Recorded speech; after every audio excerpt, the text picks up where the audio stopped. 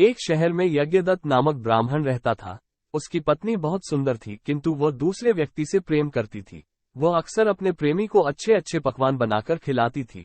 ब्राह्मण को अपनी पत्नी के चरित्र पर पहले से ही शक था।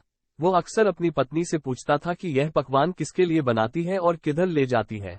उसकी पत्नी झूठ बोल देती थी कि पकवान तो भगवान के लिए बनाती है और मंदिर चढ़ाने के लिए ले जाती है। एक दिन उसका पति मंदिर आ गया और भगवान की मूर्ति के पीछे छिप गया।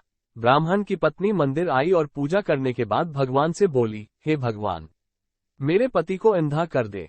ब्राह्मण मूर्ति के पीछे सब सुन रहा था और ब्राह्मण आवाज बदलकर बोला, तुम घर जाओ और अपने पति को खूब मीठे मीठे पकवान बनाकर खिलाओ, इससे उसे मधुमेह की बीमारी हो जाएगी और वो धीरे धीरे अंधा हो जाएगा।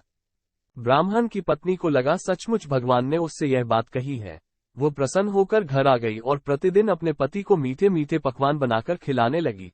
ब्राह्मण भी धीरे धीरे अंधा होने का नाटक करने लगा। ब्राह्मण की पत्नी को लगा भगवान की कृपा से उसका पति अंधा हो गया है।